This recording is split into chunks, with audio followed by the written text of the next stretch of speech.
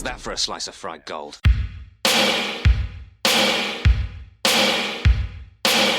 think this is a fucking costume? This is a way of life. I'll be back. There's a flesh wound. I'm not gonna hurt you. I'm just gonna bash your brains. Take your sticking paws off me, you damn dirty ape! I'm sorry, Dave. I'm afraid I can't do that. It's alive! It's alive! It's alive! I guess everyone's entitled to one good scare, huh?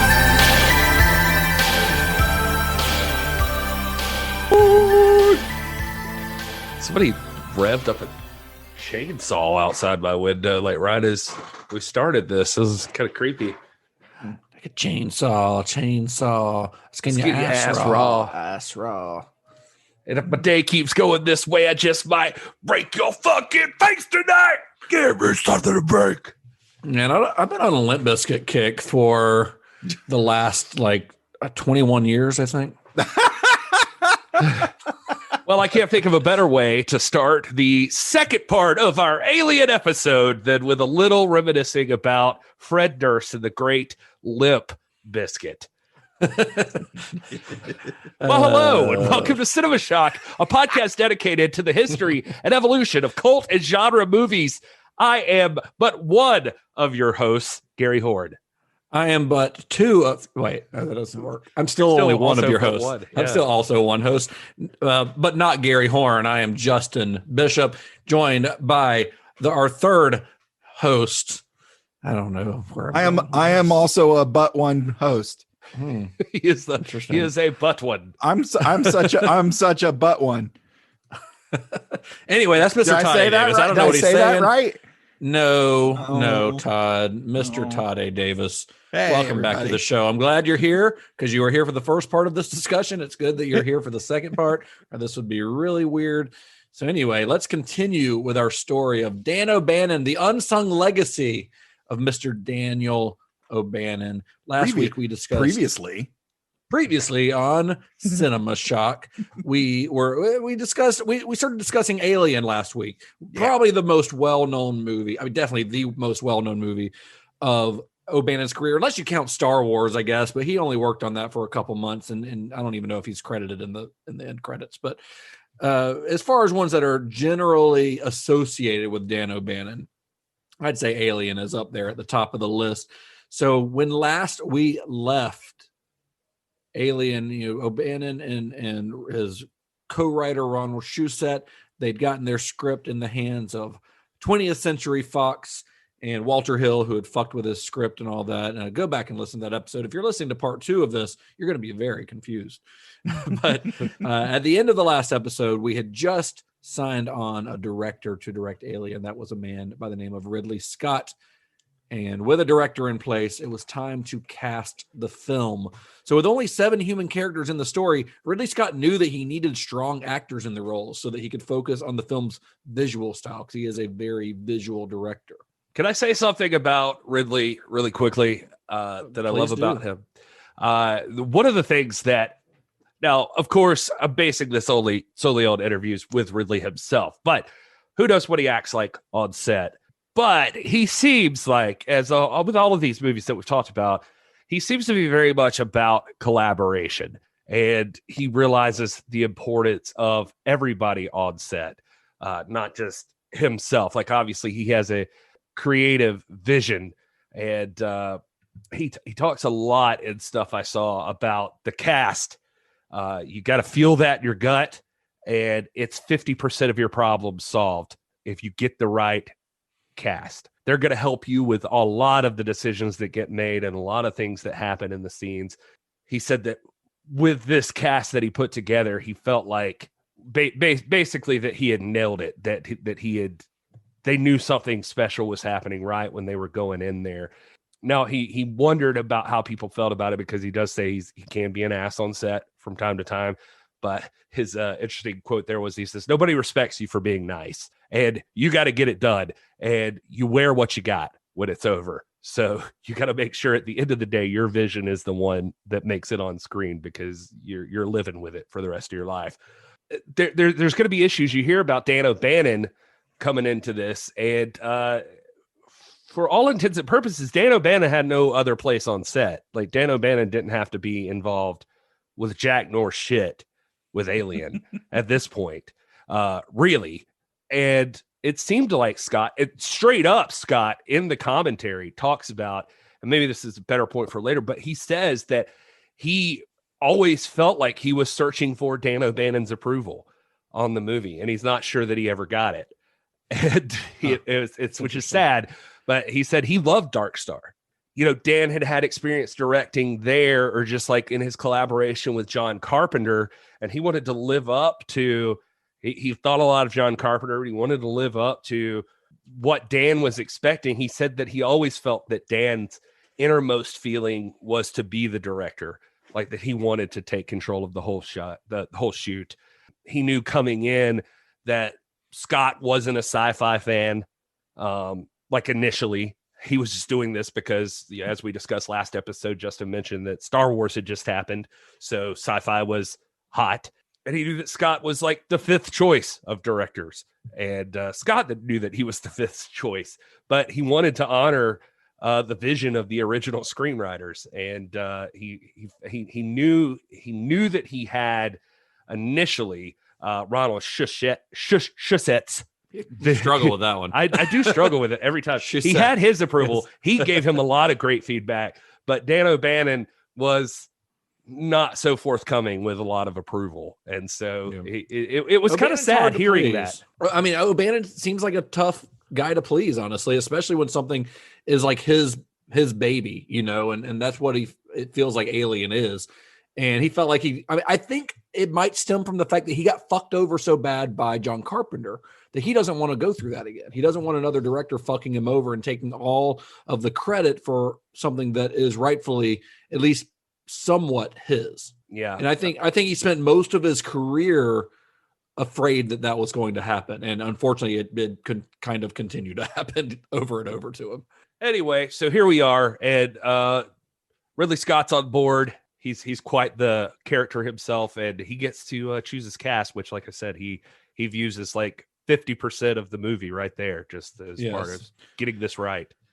So as we mentioned in our last episode, in O'Bannon's earliest versions of the script, the crew of the Nostromo was all male.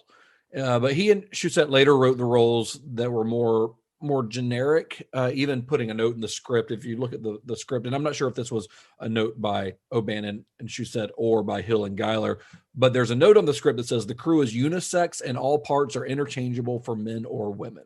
So this gave Scott and his casting director the freedom to interpret the characters however they wanted. Do you know what's weird, by the way, side note, is that on some anthology thing later, and I don't know if it's from this note, and you saying that kind of made me think of this, but they had included some note about Dallas and one of the other characters, and I can't remember who, afforded like transition in sex. Like it had like it was. Do you know what I'm saying? Yeah, it was Lambert, Veronica Cartwright's character, and it's in Aliens. When you see, there's something about when you see, I think the list of when in Aliens, when Ripley is being debriefed, I guess you see like a list of the Nostromo's crew, and there's something about that. But it was I guess written in James Cameron's like character dossiers. Okay. Yeah, so which you can read, I think, on the Alien or the Aliens, like that quadrilogy box set or whatever. But yeah, the Lambert role was written as a trans character. That's interesting. I just I don't know. I just thought that was I had never known that before until like yesterday. I think I read that. That's cool. Yeah. So talking about the cast, the Nostromo's captain, one of the first roles to be cast was Tom Skerritt as Dallas. Skerritt had actually originally read the screenplay early on in the film's development. He was approached pretty early on, but he turned it down because he was unimpressed with the writing quality of the script and unimpressed with the film's budget, which at that point they were, envisioning as a Roger Corman low budget horror movie. Because he said this in an interview, he's like, I thought it was going to end up looking like an Ed Wood movie. If you try to do a sci-fi movie on this kind of budget, it's going to look like Plan 9 from Outer Space. But then after the screenplay was rewritten and the budget was expanded, he was approached again, and then he signed on. He saw the improvement and saw the potential of the project. I saw the name Harrison Ford was tossed around in a couple of places, but I couldn't ever like find like a verification from someone. I mean, I'm sure in 1977 Hollywood, after American Graffiti and Star Wars had come out, Harrison Ford's name was probably on every casting director's list for any role. Oh, yeah, sure. that probably makes sense. Yeah. But yeah, I also see something I was trying to like find more information about, but apparently Scarrett like pulled that thing of like when he came back in of asking for a percentage of the profits too from this, which may have been the case.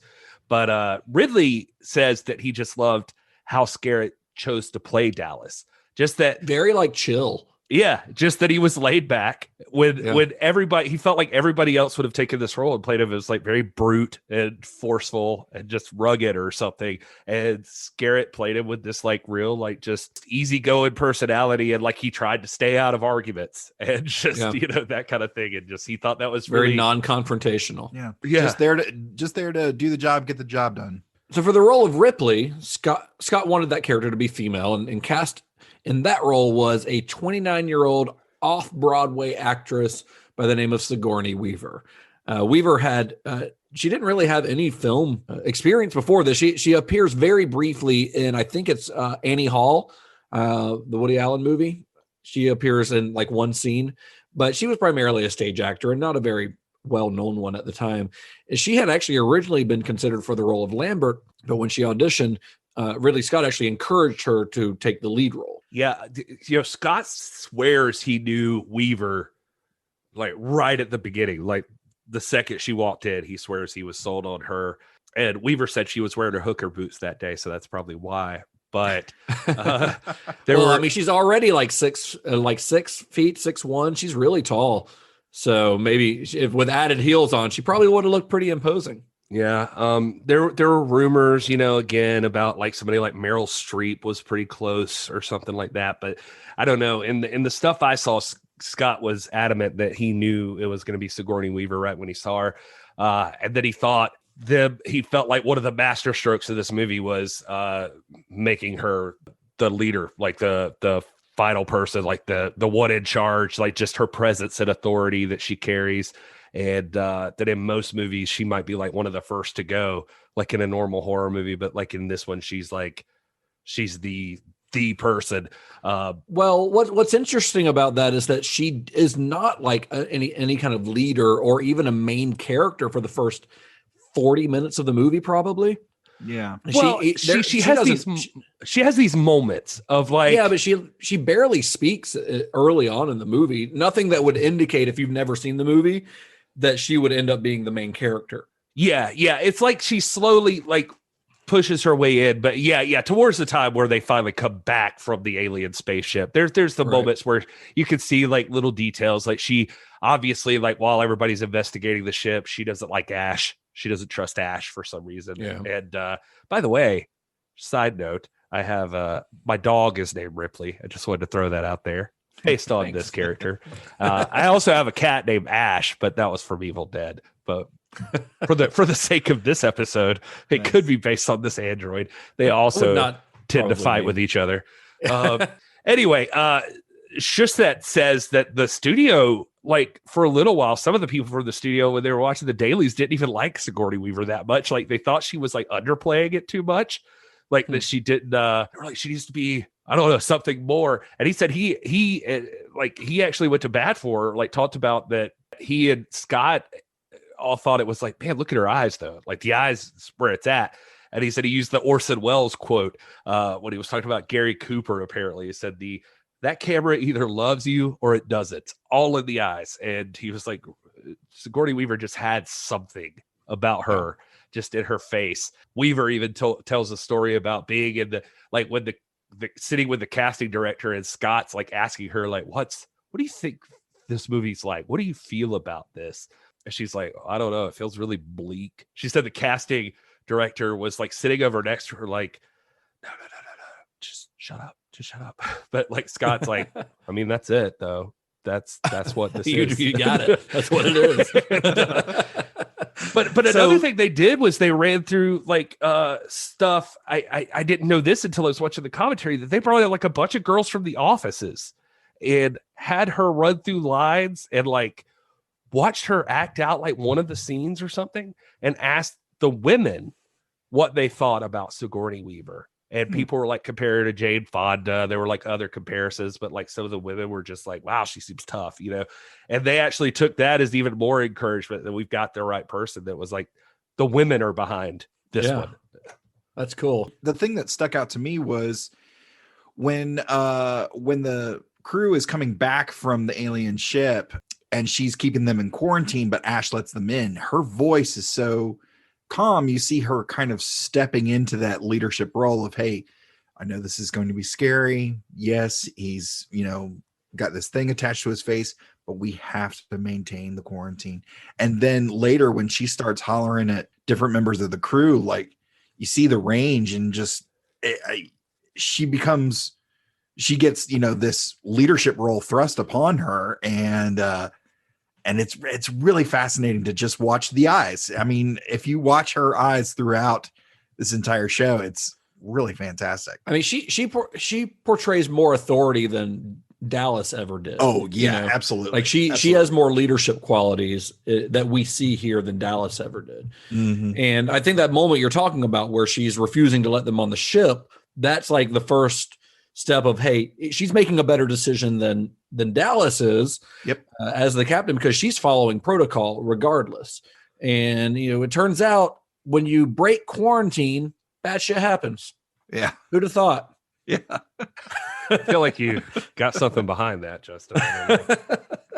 So she had originally been called in to play Lambert, but got cast as Ripley. Veronica Cartwright had originally auditioned for Ripley, and she got cast as Lambert, which I thought was pretty fun. So, and then of course, as Brett, one of the Nostromo's engineer, is the great Harry Dean Stanton, who is just one of the all-time, just one of my favorite actors. I just love that guy. I love his face.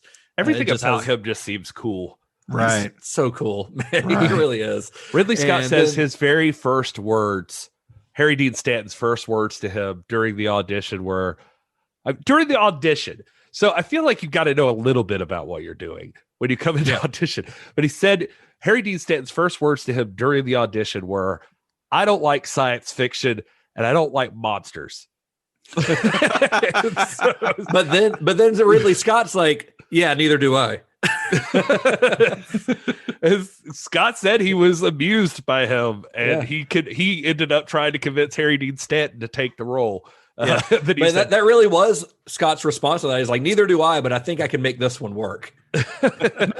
But yeah, like, I mean, even during the commentary, like Harry Dean Stanton's just like so laid back. He's in there with like his little sections are with like Tom Skerritt and Cartwright. They're like talking about how Stanton's like, I just remember this one time where my character would say right after every time this guy said something. So I'd say right. And then, and he's like, I just thought that was a nice little touch that he'd be like busy doing other stuff and he'd just say right all the time. And then one time, like, I think he was talking to Skerritt. He's like, and then you were like in the middle of like the scene, you were like, why do you keep saying right after everything he says? And I'm like, why don't you go fuck yourself?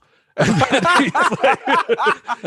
then Skerritt stood up and was like, if he gets to change lines, then I get to change my lines. And then Scott's like, all right, everybody calm down, Harry. Stop it. Oh man, that's great. I really love Harry Dean Stanton. Yeah. So the Nostromo's other engine. Well, I just was going to say one other thing that I thought was very interesting is Scott said he was like also the nicest guy in the world, that like there's the scene where like they're doing the whole, the whole scene with the water coming down and the chains and everything, which by the way, Scott says he fought for. Everybody was like, this scene makes no sense. Like, what room is this in a ship that water's pouring down and there's chains hanging everywhere? And Scott's like, I'm going to assume it's condensation from the cooling. That's what he said. Yeah. He says condensation. And who gives a shit? It's a cool looking scene. It looks cool. Yeah. He said that they got him to play all of this up. And by the way, on the special edition, there's a scene there that's cut out in the normal version where the alien is sitting on the chains. like curled up, just like watching him the whole time. And it's pretty fucking wicked. That's the one scene from the director's cut. We'll talk more about that later, but that's the one scene I'm like, it's pretty fucking wicked. Anyway, he said that they killed him and everything was done. And he was just like, Harry Dean Stanton. The only feedback he ever from that point on got from Harry Dean Stanton was Harry Dean Stanton walked up to him and was like, "Hey man, thank you so much for doing all those close-ups of my face." It was just That's cool. All right. He's like, so he's really pleasant. I don't know. He was just happy we took close-ups of him. So the Nostromo's other engineer, Parker, was played by the Yaphet Kotto, the late great Yaphet Kotto. Just died about 2 weeks ago, I think. Yeah, at the age of 81. He is. I love. There's another actor. I just love him. I mean, this is probably his most well-known role, I guess. But a few years earlier, he had been the villain in James Bond in Live and Let Die, which is not the best James Bond movie. It is the best James Bond theme song. But Live and Let Die it's a fun movie, but it's got it's one where they try to take some like blaxploitation elements to it. And then he plays Mr. Big. He turns into Mr. Big at the end, which was like, I think Rick Baker's very first makeup job. And it's not very good. I totally forgot about that, but yeah.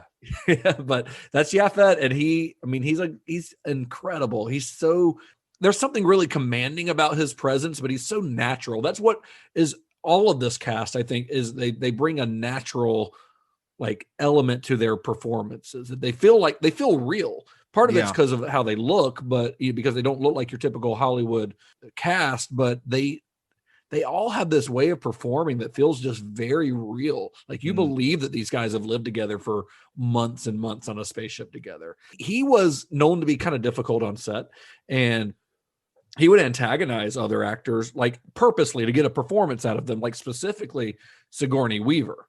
He would try to get her energy level up, especially like in the scene where he says, like, I'm just for killing the goddamn thing, where they're like going back and forth. He was like intentionally antagonizing her to get her angry and sounding angry during that scene. Well, I was actually about to break that up, that I saw later that apparently was something he and Scott had talked about, that Scott had instructed him during that scene standing around, like, to keep cutting her off, interrupt her, like in the middle of her speaking her lines, like, try to her. When I mentioned last week about some of the stuff felt really natural, that's the scene I had in mind, and it was just like, was that scripted? Because that feels so real.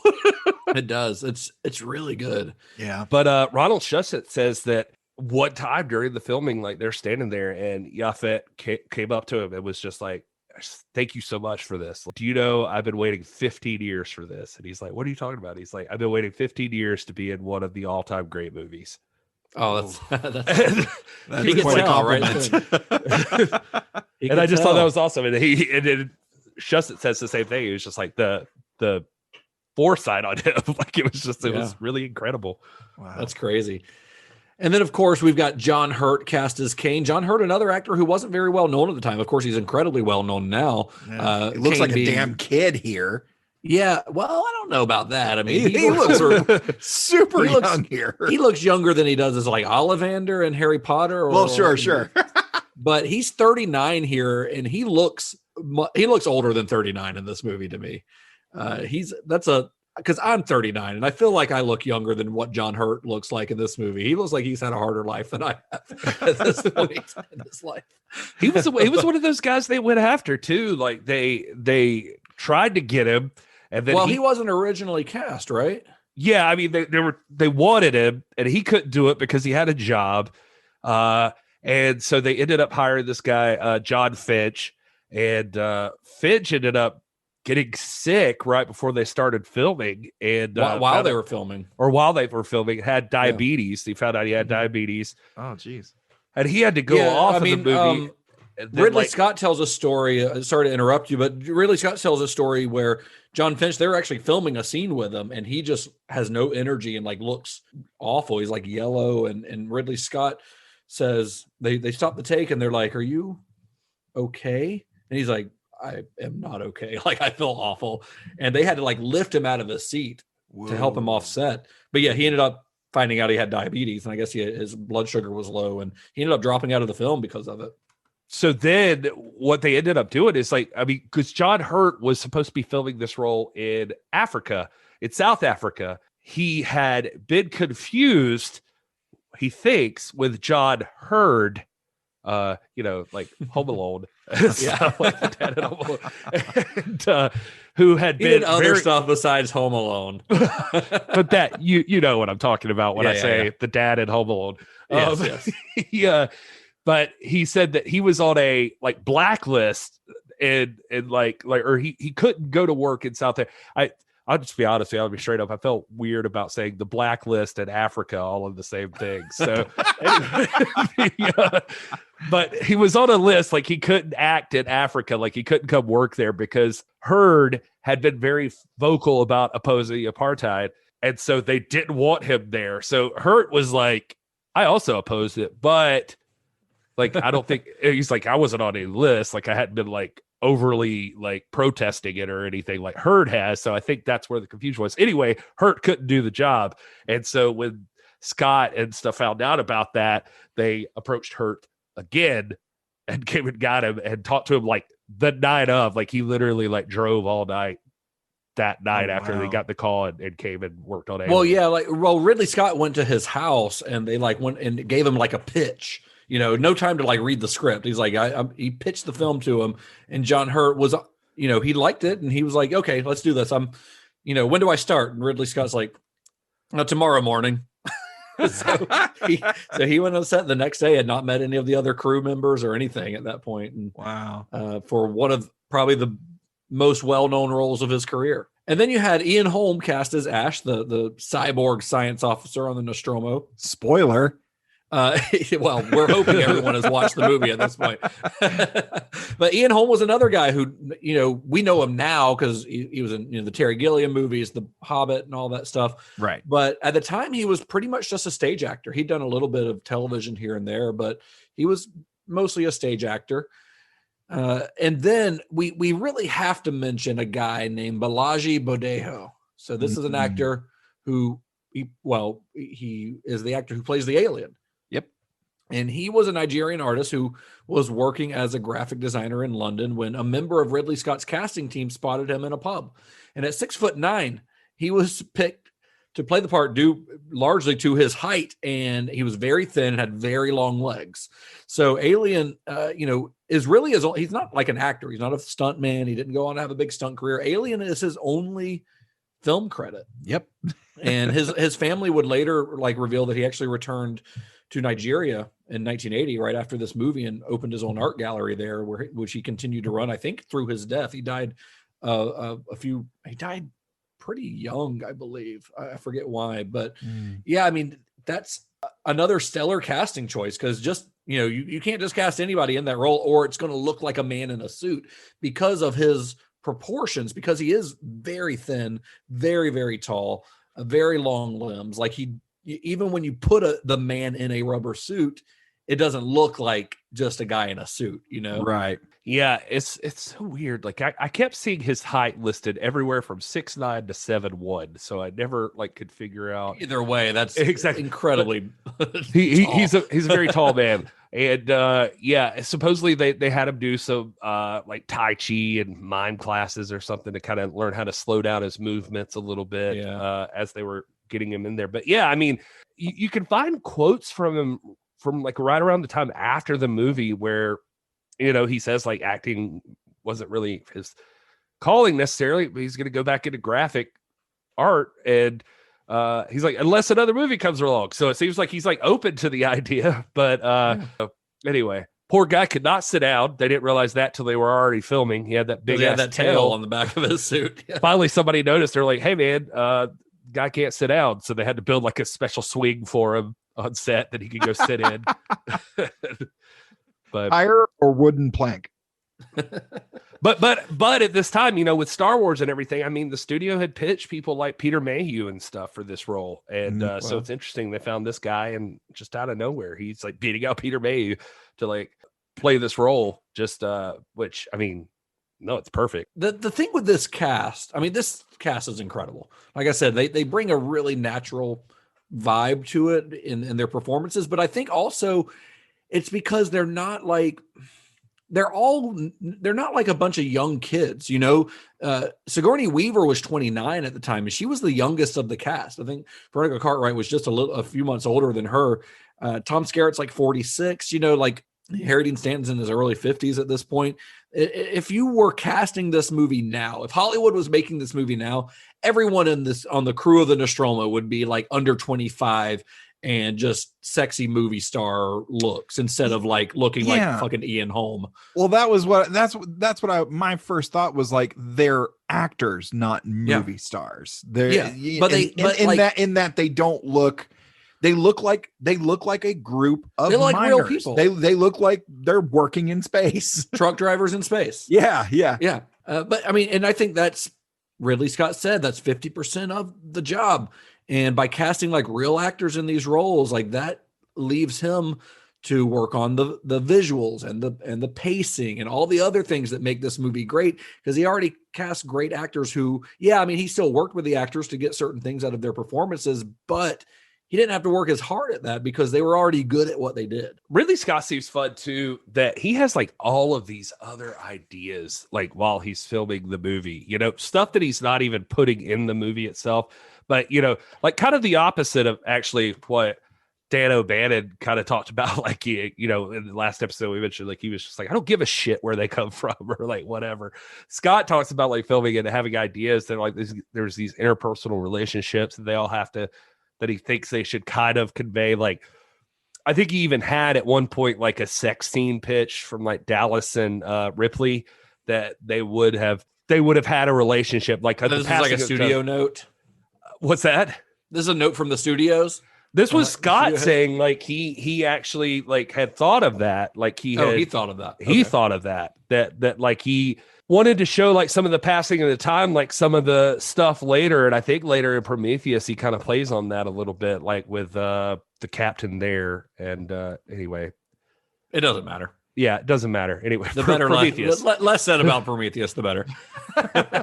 But just that they'll pass the time. He says even, I mean, and I swear this is in the commentary, he says even like with Veronica Cartwright and Sigourney Weaver, that they'd like had like a deeper relationship, that they were, he said that they even pitched like, that he was just saying like early on he had considered like maybe one of the first lesbian like couples or something, like just early on, or maybe they weren't even couples, but just that they were open to that kind of relationship when you spend like years in space. You know? 7 people on a ship together for years, not a lot of options, man. Yeah, that's it. That's exactly what he's saying. It's like just different ways they pass the time, basically. Yeah. So as the film moved towards production, O'Bannon's influence on the project waned. Walter Hill had trimmed his script, even changed the names of some of the characters, changed most of the dialogue, and Ridley Scott was fine with those changes, but he still wanted O'Bannon to take another look. He still valued Dan O'Bannon's input. And O'Bannon said, quote, "So I went through and repaired some of the damage, but because I had been ordered not to go back to the original, some of the best moments were lost. It was a sad degrading of my screenplay. I was convinced the picture was ruined." You know, even at this point in time, before shootings are just about to begin, like Dan O'Bannon is still, and this is me being an armchair psychologist on this, but I think it's because of the way that he got screwed with John Carpenter that he's just overprotective of his work. I mean, honestly, if you're a screenwriter in Hollywood, that's the nature of the job. Yeah, they tell any writing class that you sit in, it's like, look, when it comes to screenplays or comic book scripts or anything like that, it's a collaborative effort.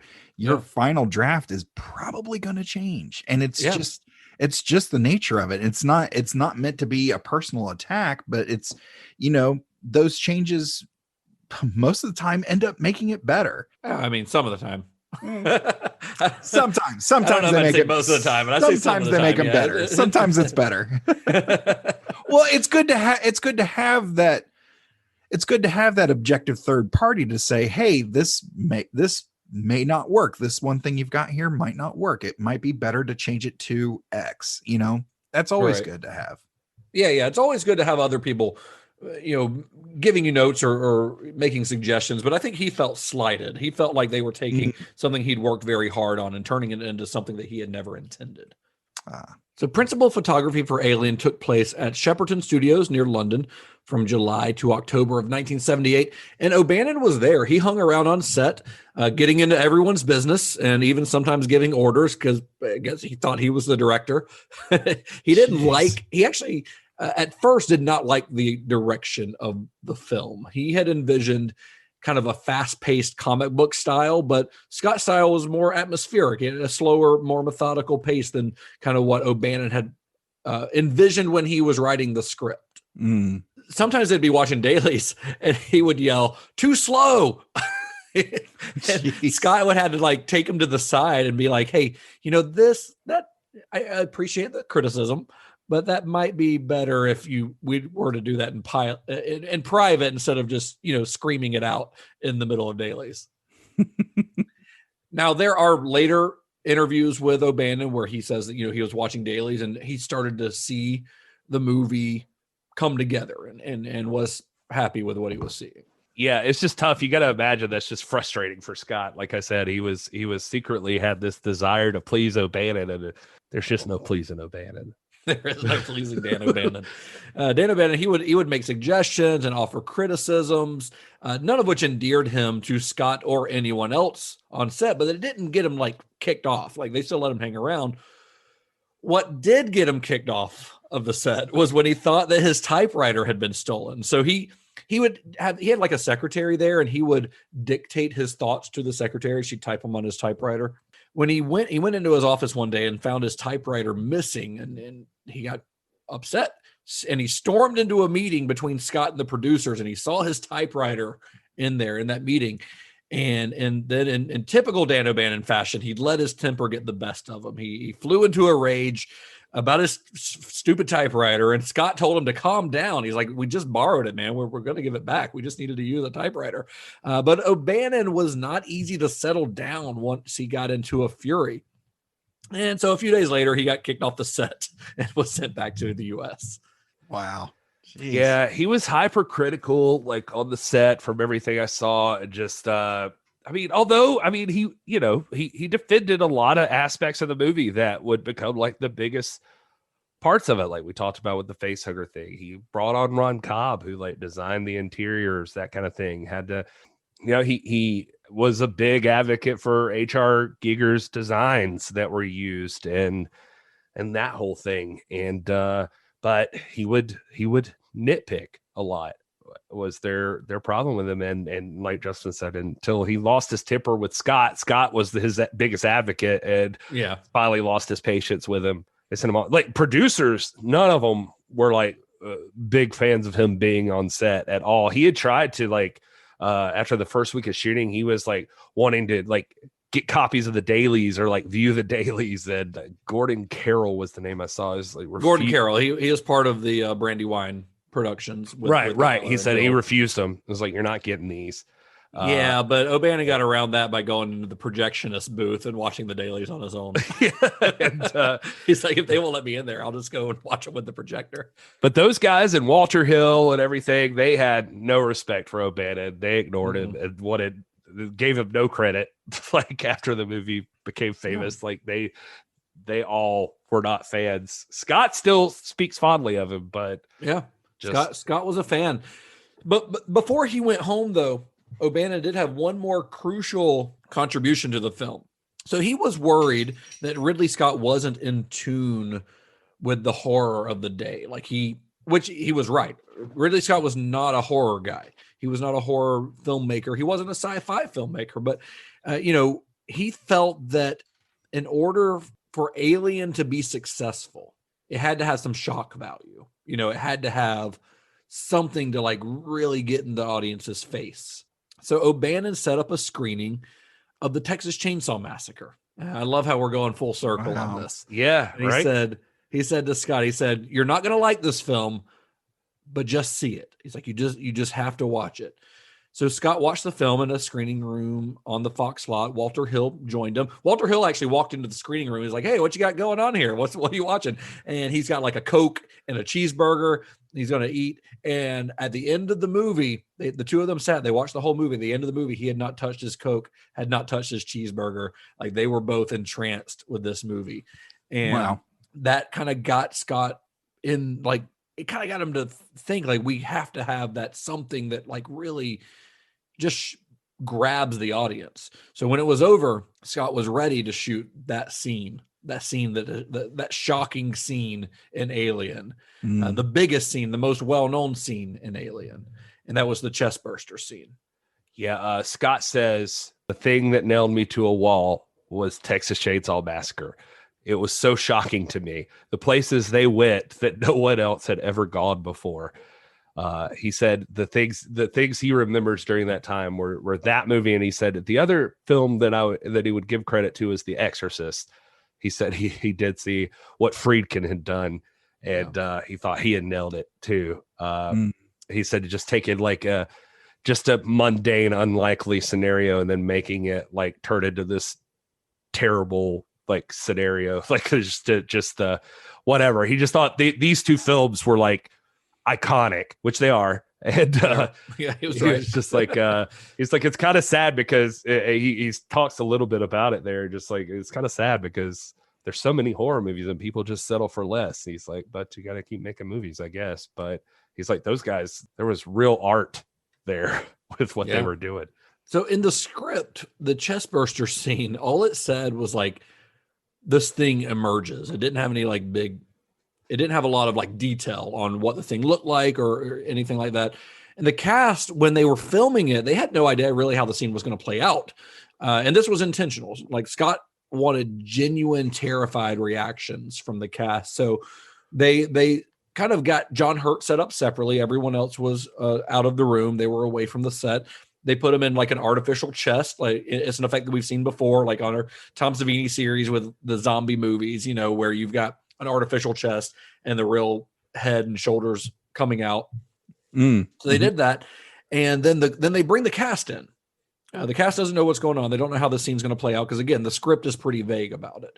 And the way the cast describes it is that they walk onto the set and John Hurt's laying there, you know, with it sticking out of the table. And the whole crew is in raincoats. Everyone's wearing raincoats. And then there's this horrible smell of formaldehyde in the room. We mentioned this earlier, maybe on our I think it was last week's episode. And instead of using prosthetic effects, because Scott was worried they would look too fake, because again, this is late 70s, you know, prosthetic effects aren't as advanced as they are now.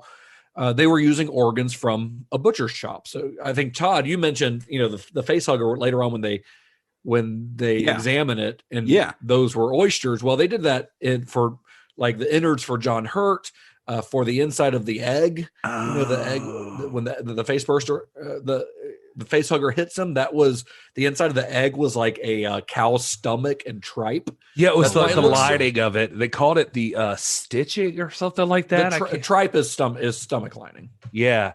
And then what came up out of the thing and hit him in the face was like an intestine. It was a sheep's intestine. Yeah.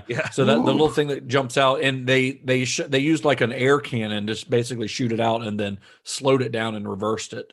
And so that you could, because it was too fast when they originally filmed it. Wow. But yeah, so they're using, you know, obviously there are prosthetics of the face hugger itself is like something they built, but they're using real organs and stuff. So they go into this room where they're using that for John Hurt's innards, and it just stinks because they've kept this stuff in formaldehyde, and it's just organ meat from the local butcher in London. So they start filming it. Again, the cast has no idea what's going on. The alien starts to come out. You can watch this footage, this behind the scenes footage. But the alien starts to come out, but it won't burst through the shirt. They can't get it to go through the shirt, so it's just like blood spatter. Oh. And then they tried it again, and when it does burst out, like nobody in the cast was really ready for it. And so the look you see on their faces of them just being shocked and terrified is real. That's real shock. That's what Scott wanted. He wanted a true reaction from them. And Veronica Cartwright, like, she actually got like a spray of blood hit her in the face, and she actually like fainted. She passed out from the shock of it. Jeez. And her reaction is my favorite. I mean, the look on her face when that happens in the film is like, you can tell like she is truly like terrified for a moment. She says like they went in there. She was like, we'll do it like a quick take. There's like 4 cameras. We'll just get this done. You'll probably get a little blood on you. She was like, we didn't even know what was happening. And she's like, they had a fucking jet pointed at my face. It just happened. And Harry Dean Stanton is like there, and he says this, and I can believe 100% it's true because I imagine Harry Dean Stanton just being high as fuck or something on set. He's just like, I thought it was real. I was like, what the fuck? Like, just real. The movie filmed on 3 principal sets. There was the surface of the alien planetoid, the interiors of the Nostromo, and then the derelict spacecraft. And they created these 1/24th scale miniatures of the planetoid surface and the derelict spacecraft. Those were created by the art director, Les Dilley, based on H.R. Giger's designs.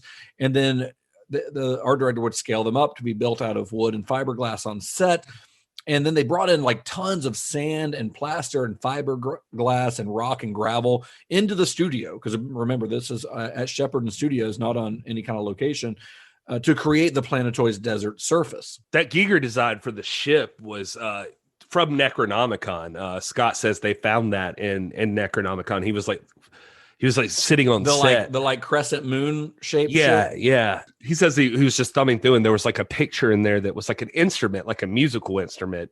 Giger had drawn, and he just saw it as the ship. So like took it, in to get it mocked up and everything. I love too, by the way, just the idea of like when he's shooting that, he thought that the model that they made wouldn't hold up. And this is, since we're all about this crafty outside the box thinking like we were on Dark Star, I thought this was amazing.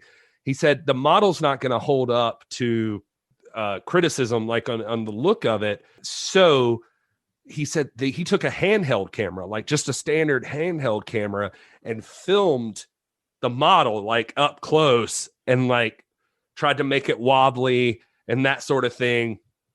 And then he took that, it was shooting into the monitor, and then he filmed the monitor of him like filming the model so that he could get the look of like through the helmets.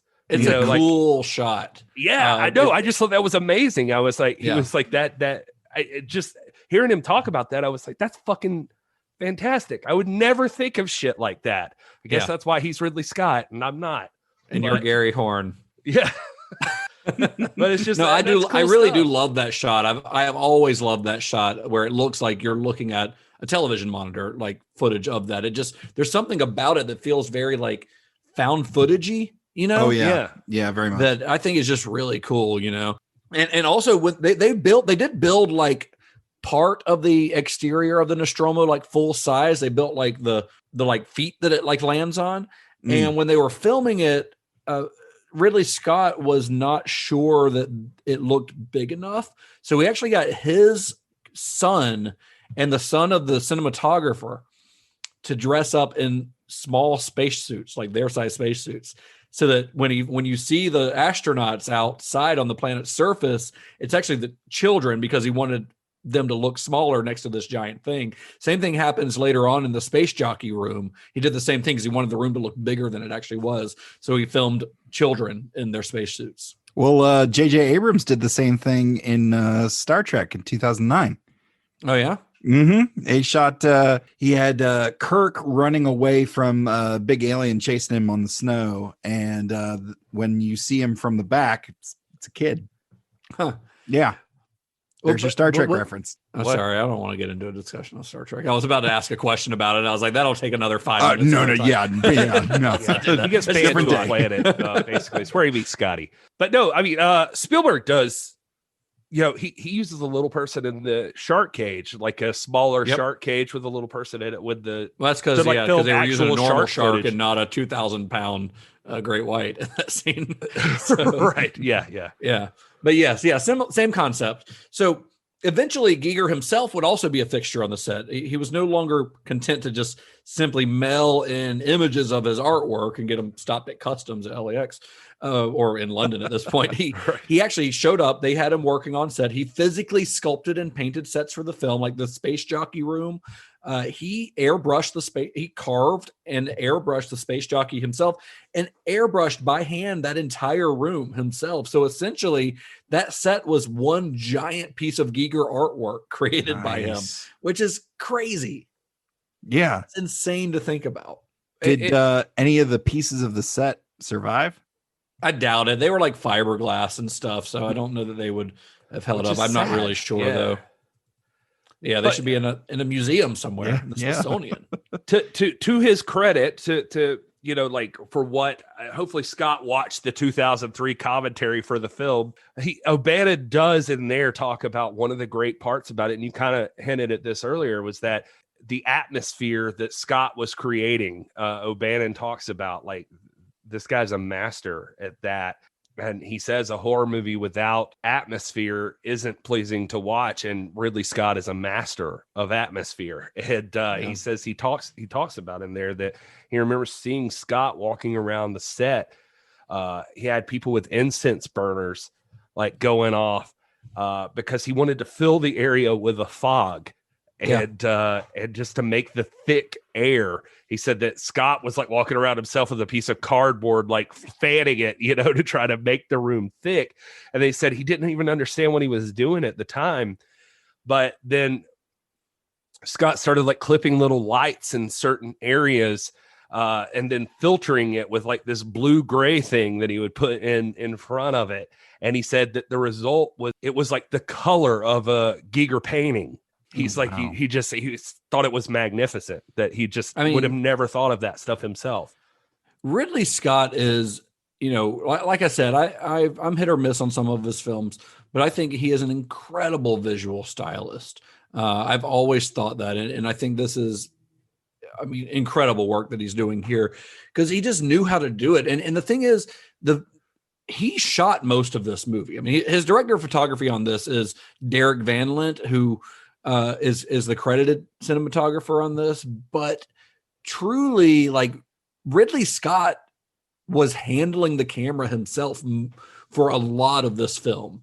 There are some like a lot of static shots, close up things like that Van Lent would shoot, but Ridley Scott, he wanted this kind of handheld look to a lot of the movie, which I think adds another level of kind of reality to it. There's a lot of handheld camera work in this, and in those scenes, like Ridley Scott's got the camera on his shoulder. He's the one physically shooting that. Even though he's not the credited director of photography, he was essentially a co-director of photography because he's shooting it all himself. And he's very meticulous about how things look. And I think adding that bit of like fog, that bit of haze to the set adds a lot to it, because when you see light shine through it, it has a certain effect to it, but it also kind of covers up the limitations of some of the sets, because this movie was $10 million. It started out as like 4.2 or something like that. And then Ridley Scott, who makes these meticulous storyboards, he drew out storyboards for the entire film. And when he showed those to executives at 20th Century Fox, they doubled his budget because they really saw how much potential this had. But even so, $10 million for a space set movie, even in 1979, was fairly low budget. I mean, it was a significant budget for what they were trying to do, but it wasn't like this wasn't Star Wars, and they were building sets out of like pieces of, airplanes and things like that, and tubing, and they were assembling this out of junk essentially and trying to make it look like something else. Yeah. And I don't know, I think it's really cool the way that they got around that. And I think it adds a lot of texture to the movie. Oh, for sure. Even, Gary mentioned earlier how they Ron Cobb, I guess his original design of the interior of the spaceship was more like straight lines and stuff. They turned it into curving corridors, a lot of corners and things like that. Mm-hmm. Well, when they built that set, it was all one piece. It was like you walked into these tunnels and you got lost. You could get lost in there because it's all Like it's not like they're filming the same corner over and over. Like they built the interior of the spaceship. Jeez. So actors would talk about like going in, they would get turned around and get lost in there. When you walked into that set, you were there, and there was like no way out. It was claustrophobic. Oh boy. Talk about creating an atmosphere. Yeah. You know, another person that was on the set there that he wasn't, I think he was uncredited, I'm pretty sure, but Scott brought in Anton First, who ends up doing like production design on Batman 89 and Full Metal Jacket. And he was on the set of Alien, like helping out. His big creation was the whole egg layer for that area. Like he created that. And he and Scott envisioned that like the placenta over the eggs was that layer of fog and light that you see that like Hurt falls through at one point. He's like looking down through.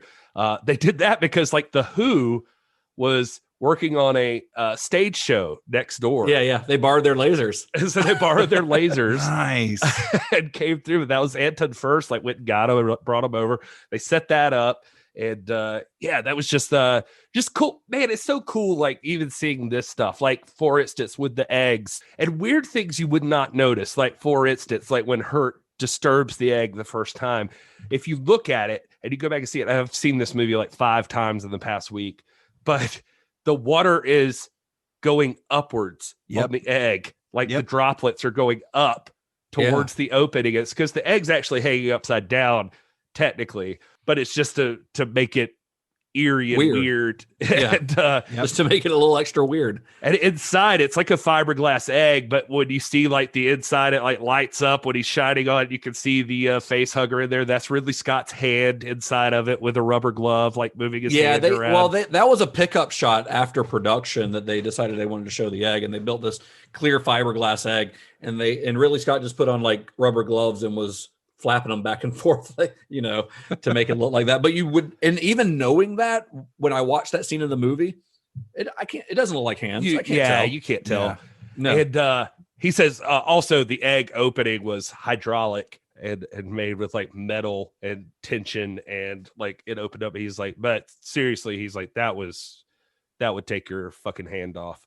Like, he's like, it was. Like, that was legit. When Giger was designing those eggs, he originally had it as just like a single opening and it looked like a vagina. And they're like, we can't do that. Like, we got to show this place. We got to show this in places where, like, Catholic countries, they're not going to let us show this if it's just a vagina opening.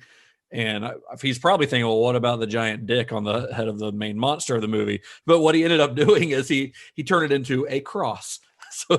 So it's basically a cross-shaped vagina on top of the eggs. And Giger, according to Giger, he says that he purposely did that. He's like, well, now it's double obscene. Well, no, but I was gonna say, I mean, 100%. The more you hear Ridley Scott talk about this movie, he's fucking like, he's just as much of a perv. Like he tried his hardest. He talks about it.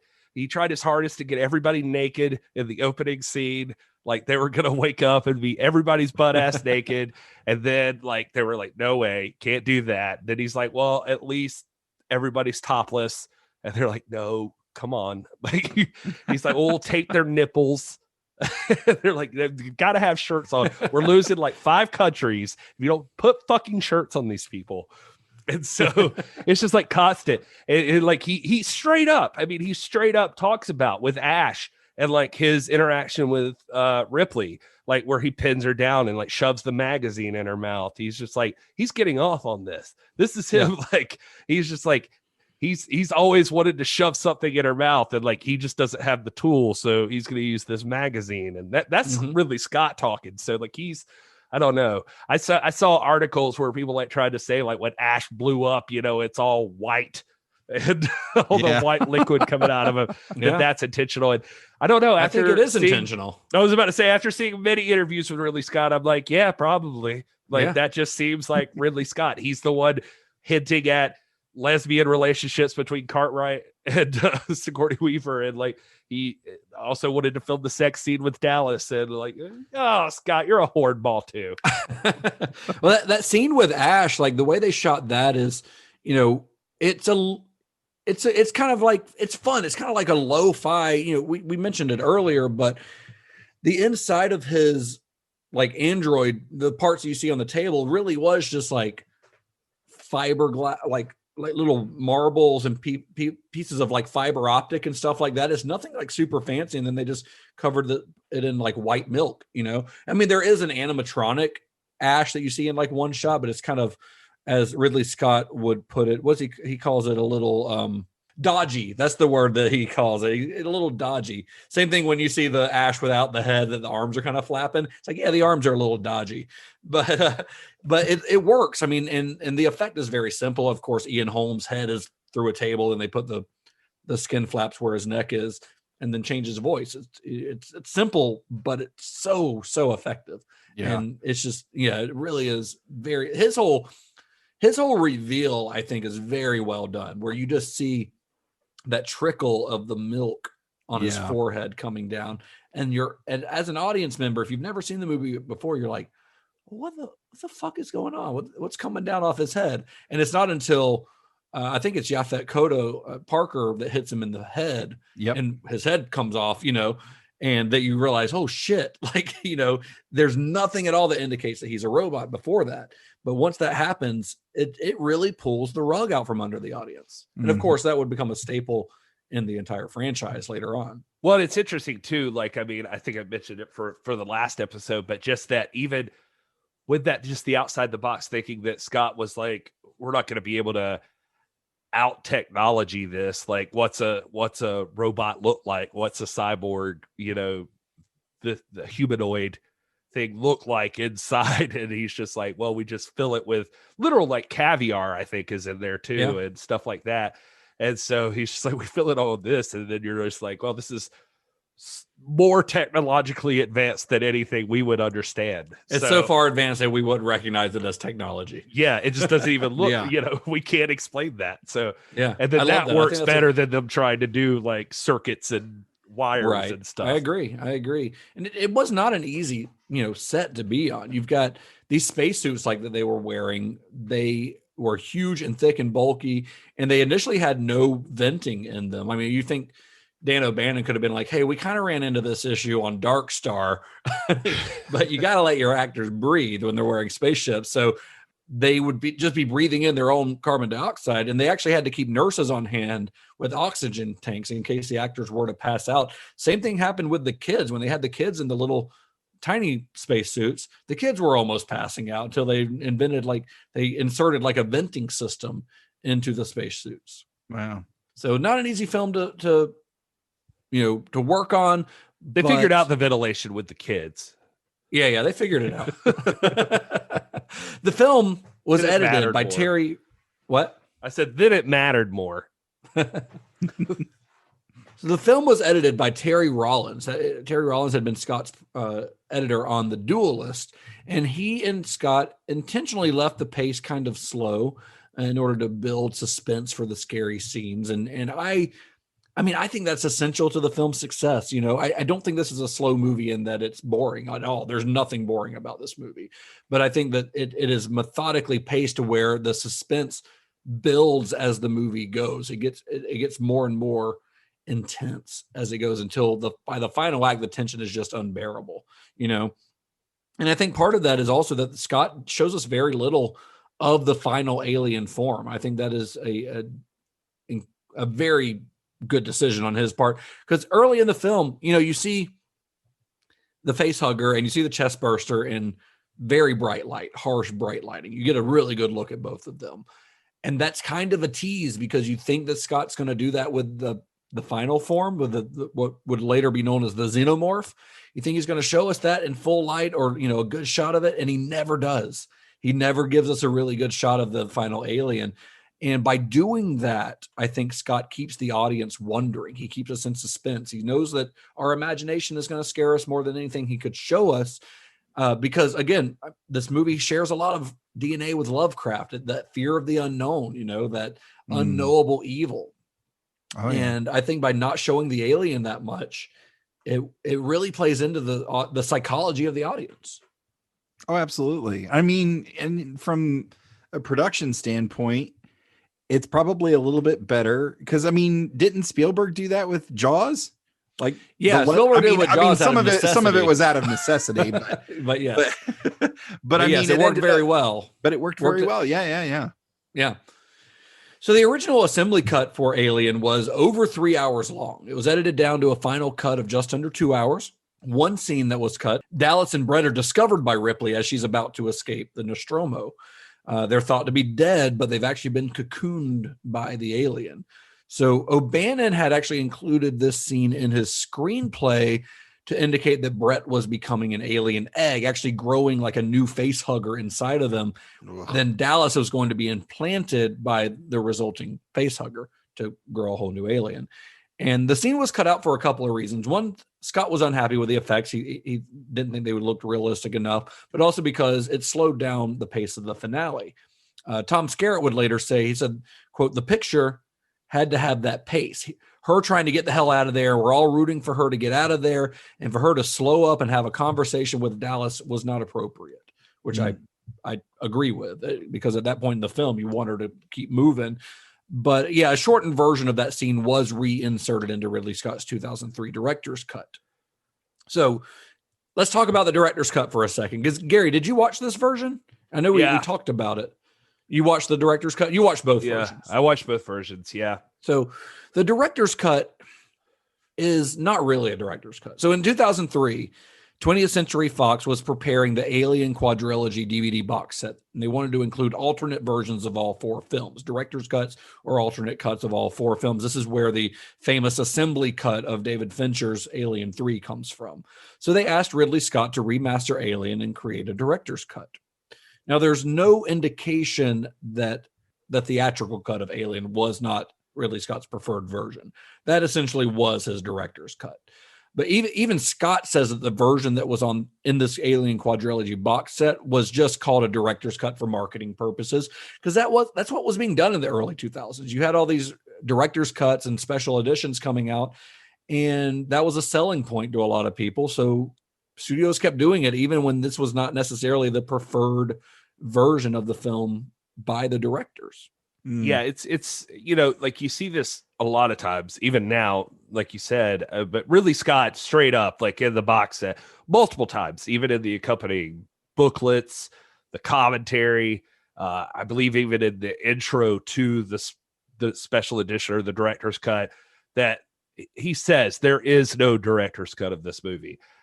He was happy with the film as it was. He got to do what he wanted to do. He said by 2003, there were things that, after you've seen the movie for a quarter of a century, there's things you could tweak. Sure. There had been scenes that people had seen on deleted scenes that fans had requested be added back in. And so he thought there were ways he could modify those and get them back in there. And so he decided to do it just to work with it, But, yeah, I mean, it's an alternate version of the movie. It's got alternate scenes. It's actually like a minute shorter, I think, than the theatrical cut. But it gave fans a chance to see some material that they had not seen before reinserted into the film. And even though it's not necessarily like the Ridley Scott's like final version of the film, his version of the film is the one that came out in theaters in 1979, as opposed to something like Blade Runner, that's got like 4 different versions, and the version that came out in theaters was definitely not Ridley Scott's version. Or even I've been watching through them, and like Aliens. I mean, even that one, the director's cut of Aliens is, I think, James Cameron's preferred version of Aliens. Yeah. Like the sequel, he thought they had, the tendency was to cut movies down, and he had wanted his version to be longer, and they had made, argued with him to trim it down. So even in that one, it is the preferred version. But in Alien, it's Ridley Scott's pretty straightforward about he had no changes he wanted to make. Yeah. I actually saw the director's cut on the big screen. It came out on Halloween of 2003. Before the DVD box set came out, they actually re-released it to theaters, and I had a chance to see it. It's actually the first and only time I've been able to see Alien on the big screen. So I've actually never seen the original theatrical cut on the big screen, which I would love to do. That's cool. Well, I watched the original cut. I actually have the big box set, and a friend of mine. Yeah, that's the one we're talking about, the quadrilogy. Yeah, I've got the quadrilogy box set, and a friend of mine has an office space at a local mill here, and a big white wall. So he brought a projector and threw it up on the wall. So we were watching it, and probably 10 or 12 feet wide. And Nice. it's not in the theater, but pretty close. And it was a lot of we had right now. Yeah, and we had a lot of fun. It was a really great because I think one of our friends that we were with hadn't ever seen that before. Oh, wow. So it was a fun viewing experience. We had a good time. The film was released on May 25th, 1979. It was a box office hit, broke records left and right, eventually grossing $143 million worldwide. But critical reception was actually initially mixed, believe it or not. At the time, a lot of critics weren't very kind to sci-fi movies, and this was no exception. But of course, now it's considered one of the greatest sci-fi movies ever made, one of the greatest horror movies ever made.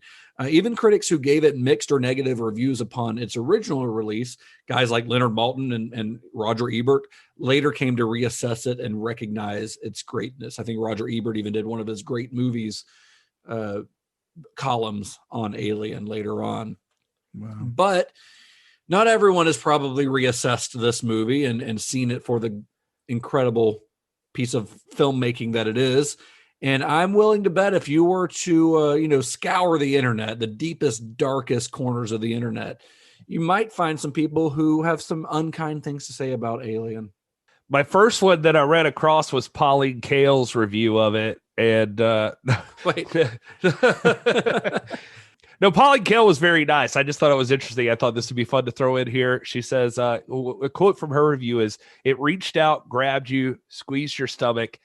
It's more gripping than entertaining, but a lot of people didn't mind. They thought it was terrific because at least they'd felt something. They'd been brutalized."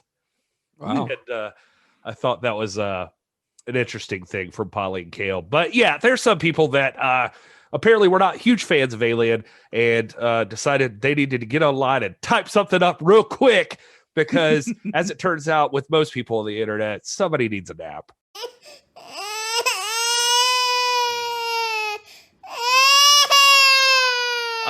This first review is, I don't know, I can catch the name. It's 1 out of 5 stars.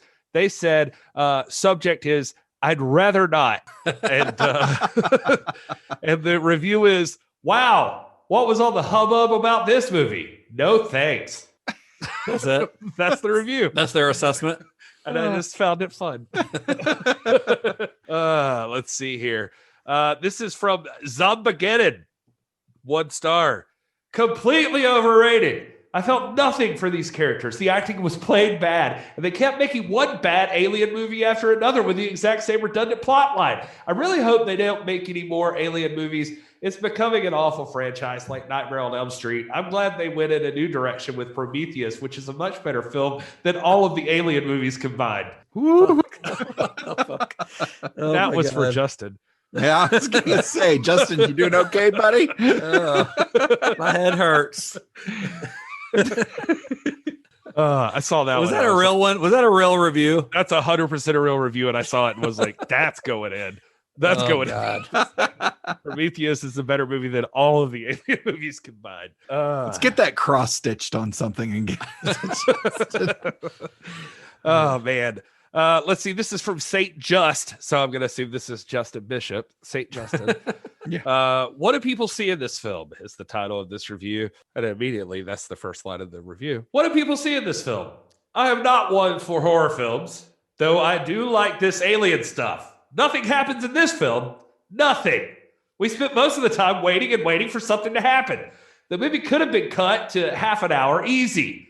There is a saying that says that fear is being scared of the unknown, something that the X-Files has done really well. Unfortunately, this film has tried to do this too, and it's gone too far. Rather than waiting for something to happen while on the edge of our seats, we wait and wait and wait and wait and wait We barely get to see the alien, and the special effects are pretty poor. Sure, it was a long time ago, so we can't expect too much. But look at Star Wars, which came out around the same time. They were much better than Alien, and Lucas had half the money. Alien is simply a boring movie that deserves no credit. Whoa. That guy thinks that Star Wars was made for $5 million. Yeah, I think so. This is from Maz. Who says, fear in its purest form. 1 star. Ridley Scott has created only the truest form of fear in the movie history. This film shows what if you were in space alone. No one can hear you. No one can save you. You are stuck with a monster tormenting you, knowing that you have no chance. It's hard to know that there is someone out for your blood, but for it to possibly be in the next room with nowhere else for you to go, you can make one wrong move, resulting in yours and possibly your crew's death. How would you like that? That's why this remains only one of the scariest sci-fi movies ever made, because in space, no one can hear you scream. Wait, that's a good review. That's a positive review. It felt like a Todd review. Because it 100% is a 1-star review. They gave it 1 star. That's a very positive. Said that. Wow. The whole thing, the whole time I'm listening, going, yeah, all right, yeah, sure, yeah, right. Yeah, okay.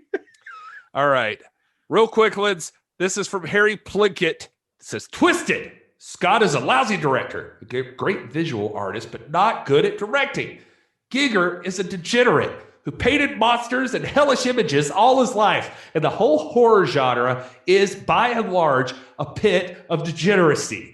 This film is an effective horror and does impress visually in many ways. It also has a memorable soundtrack. But at the end of the day, it is just nasty. And I am sick and tired of nasty imagery poisoning my mind. Shove it in the toilet." Wow. That is Harry Plinkett. And finally, did it have a memorable soundtrack? I mean, I thought the score was good. I mean, it was a score, but I wouldn't say it was. I mean, there were no like needle drops. Yeah. Okay. To, like, all right. Bits in Arizona at any point. Did I miss something? And this final review had no name on it, but it is 1 out of 5 stars. It says, "Space robots think they're above space law, and Sigourney Weaver has mother issues." What? That's the whole review? That's the review. Wow. That has been Somebody Needs a Nap. Wow. It sure has.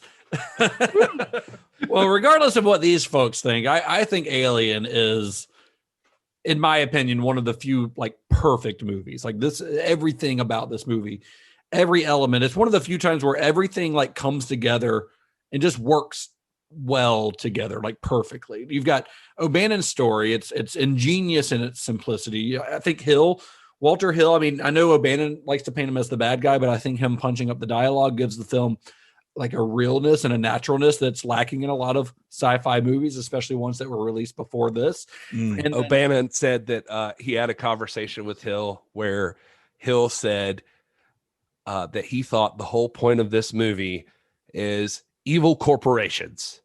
They created this whole situation. Had they not been greedy and needed to be involved in everything, they would not have interfered and like found the alien, blah, blah, blah, blah, blah. Which, side note, I think is a possible, I mean, it's a thing in this movie.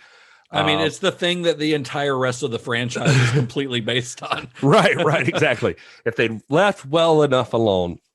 O'Bannon, to his credit, giving props to Walter Hill, said he did say to Hill, "You're absolutely right." And you can imagine how I feel now butting up against a producer who thinks he's a writer. Wow. Woo! Man, wow. Well, anyway, you've also got, Ridley Scott's visual artistry, which elevates the movie above its kind of intended B-movie origins. And then, of course, the design from H.R. Giger, which is completely iconic and one of the all-time great movie monsters. I think if any one of these elements hadn't been there, it wouldn't be the same movie. Even if like Hill had not come in and rewritten O'Bannon's script, it would not be the movie that we got. This is like lightning in a bottle. This is Every single element coming together. If someone else had directed it, if they'd have brought in a different writer to rewrite O'Bannon's script, if they'd have brought in, if the studio had refused to use H.R. Giger's designs, if any of these things had not been there, Alien as we know it would not be, I think, the iconic movie that it is. But it's just one of those few times where every single element works in the film's favor. The cast, the music, the visuals, the story, every single thing works perfectly in sync. For the collaborative effort of the thing. I mean, it's all these people coming together that are so talented, that are so great at what they do. Just, it's like you said. I mean, it's lightning in a bottle. It's just from the simplest moments to the greatest moments of the movie. It's just like everybody, the thought that was put into all of it, just, I don't know, man. I think back on there's so many fun stories for this movie. We can't get to everything, but just like the idea that, like, O'Bannon, another thing he pitched to Cobb and Scott during the time was like the way that the seats wobbled when they landed the ship. Like, just that little detail I think is really cool. He's like, I was on a plane and I'm landing, and I'm like, the turbulence hits you and this plane feels like it's gonna fucking fall apart. And he's like, and then I'm watching, like, we're doing Alien, and I'm thinking of, like, every space movie just has the fucking ship just like land, like, doop, there you are, you're there, everything's fine. And I'm like, nah, man, like, what if it's not that way? What if you're not sure that every time you take a landing on some weird planet that maybe your whole fucking ship's gonna fall apart? Yeah, right. He's like, so there's like that whole thing. And I don't know, Scott, going into detail about the title sequences. Like, you had the graphic designers that worked on the posters and the press work and stuff.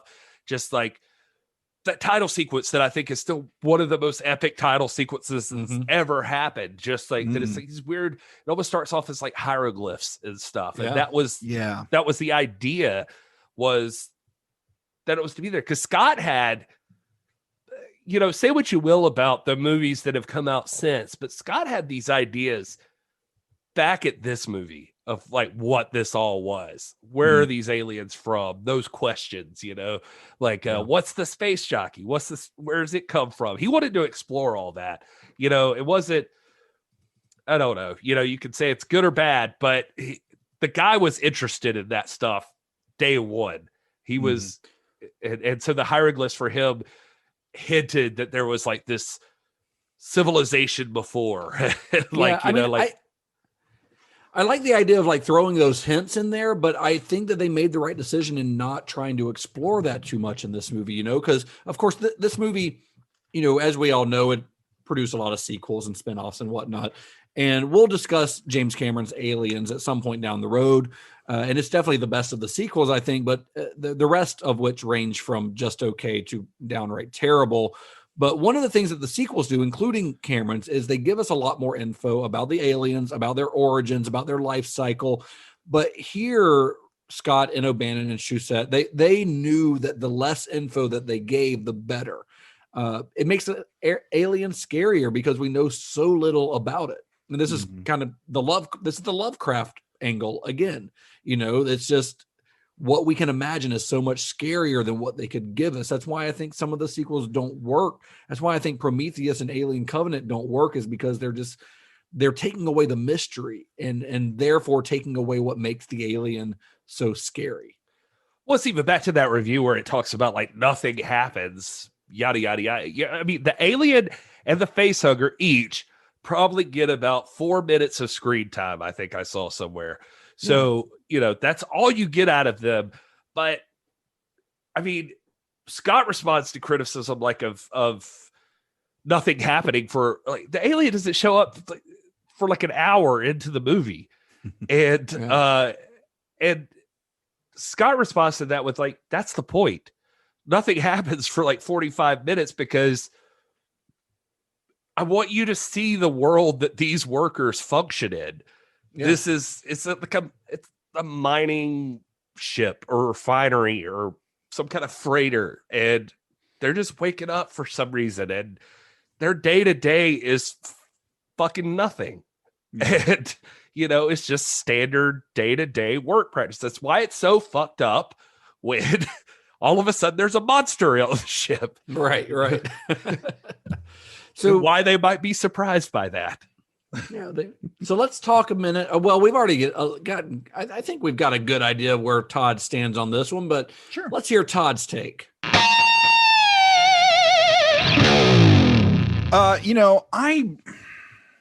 I hesitate to call any movie perfect, but if you are gonna use that, this is a good one to use it on. I mean, we've already described certain aspects of the movie as iconic. I think the movie as a whole is iconic. It's just everything from everything Gary just said, from the title sequences to the feel of the sets, to the casting, to the prosthetics, to the design, everything.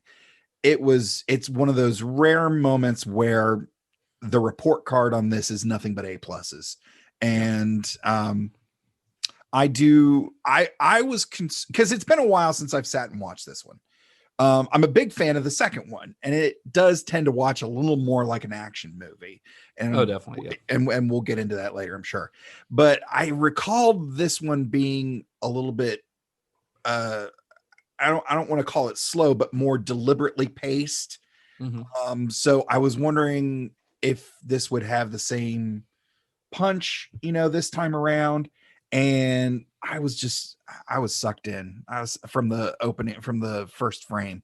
I was sucked in immediately. In fact, I think at one point, my wife and the other couple we were watching it with, I think a few sentences of discussion were had. I was completely engrossed in what was going on. I was just, every performance, every turn, every glance from every member of the cast, every drip of KY coming off of that alien. I really dug it. I mean, I'm a sci-fi guy anyway, but this is such an interesting exploration. You're a horror guy. Hold on. I'm a big sci-fi guy anyway, but this is such an interesting exploration in a particular vein of the everyman horror sci-fi. Like the Venn diagram on this thing is really fascinating, and it's just so good. I really enjoyed it, and it makes me want to, when we're done recording, go watch the other three. Yeah, I watched all four of the originals a couple months ago. Actually, I just got on a kick and watched them all. I like them all to varying degrees of those first four. Alien 3 being my least favorite. I actually am in the minority of liking Alien Resurrection more than Alien 3. I like Alien Resurrection. I think it's silly and fun, but the through line through all of those, of course, is Sigourney Weaver. And here, this is when you watch Sigourney Weaver in this one, you're seeing a movie star being born. Like, it's not often that you can point to a movie and go, this is where that person became a movie star. And this is it. I mean, Ripley is one of the great screen heroes, action hero, horror heroes, whatever you want to call it. One of the first female action heroes.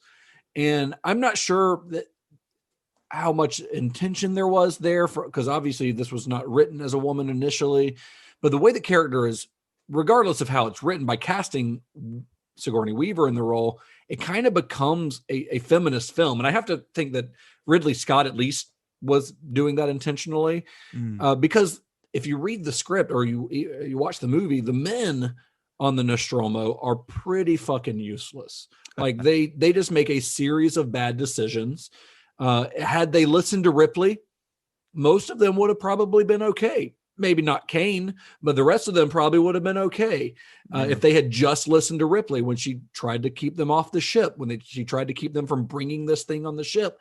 It would have been a much more boring movie, but everyone would have lived. To jump ahead to something that we normally do, and the reason I want to do this is just because I want to get this out there before I forget about it. I actually just finished reading William Gibson's unproduced script for Alien 3 was given over to IDW some years ago and turned into a miniseries, a graphic novel.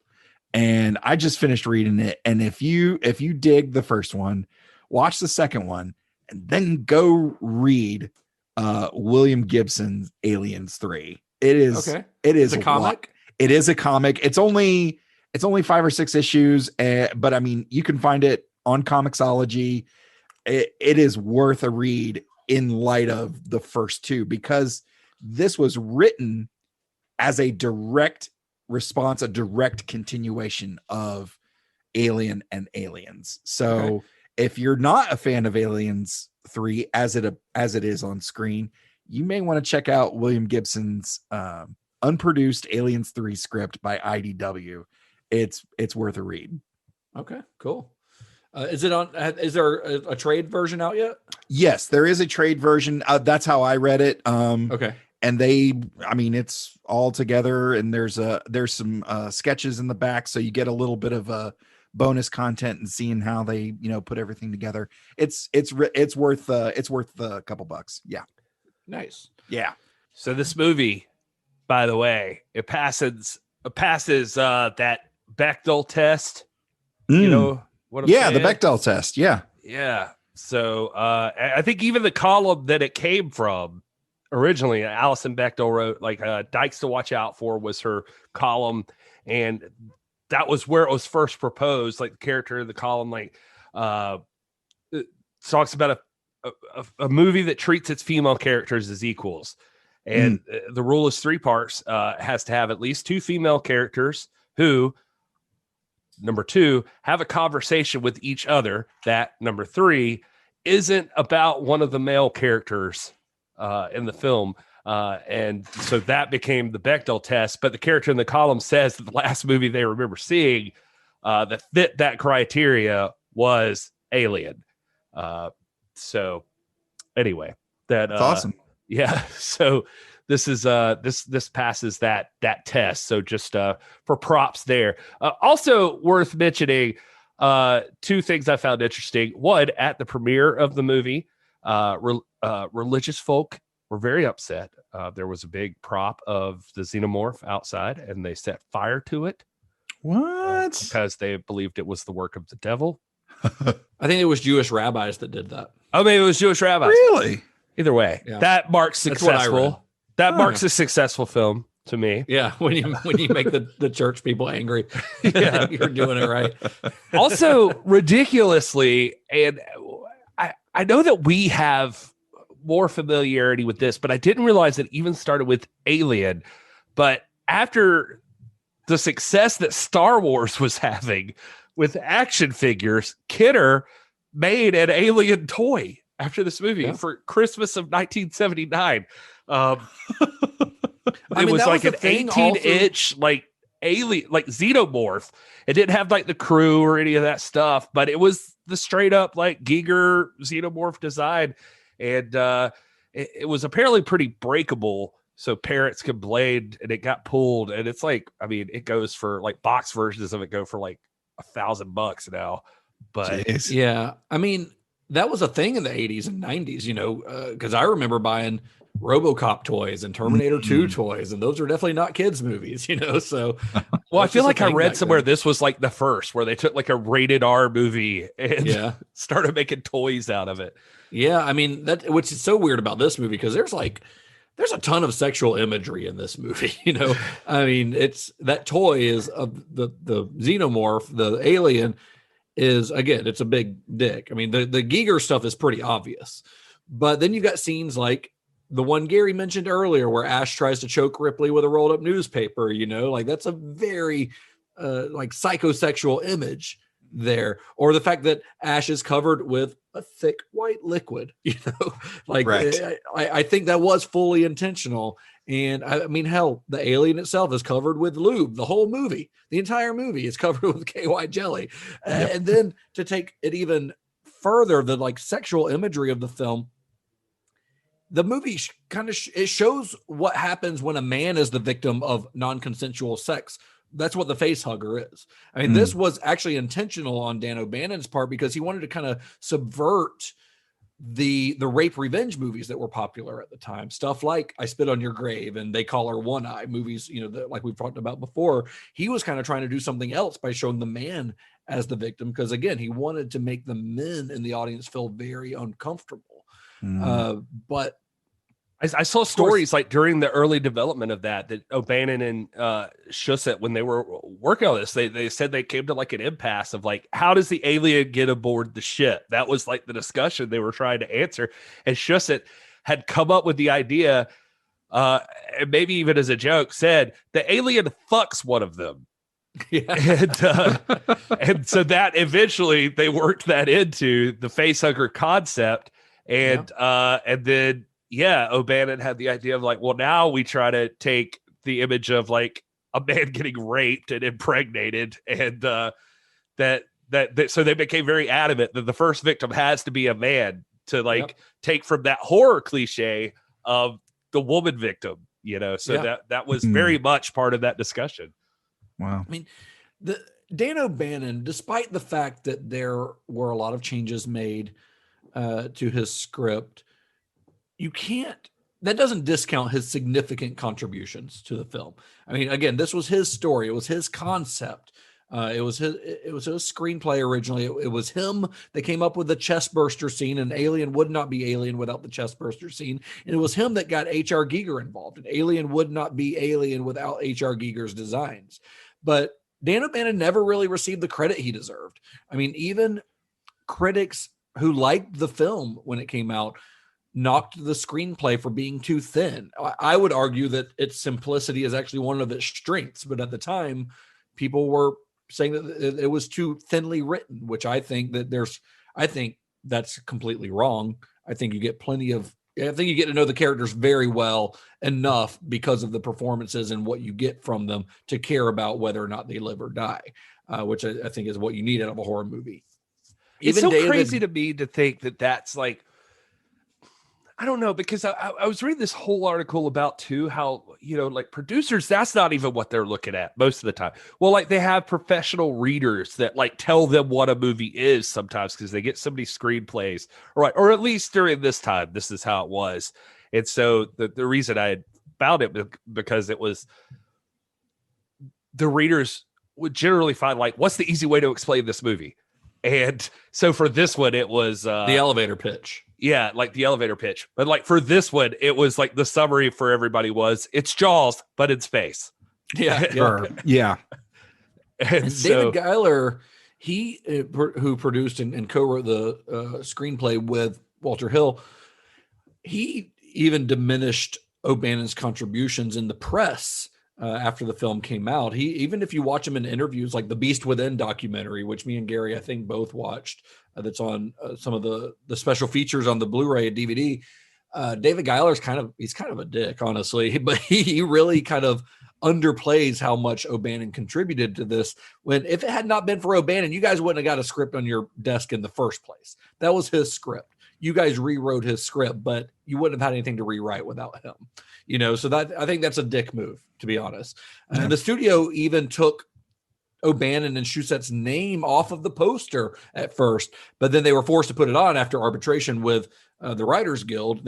But they even tried to take their name off, even though they were given screenplay credit.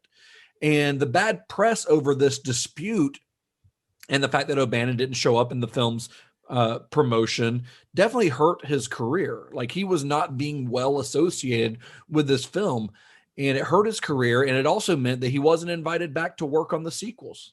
So then going back to O'Bannon's feud with his old pal, John Carpenter, John Carpenter told the press that O'Bannon had just ripped off The Terror from Beyond Space. He called Alien stylish, but more repulsive than scary.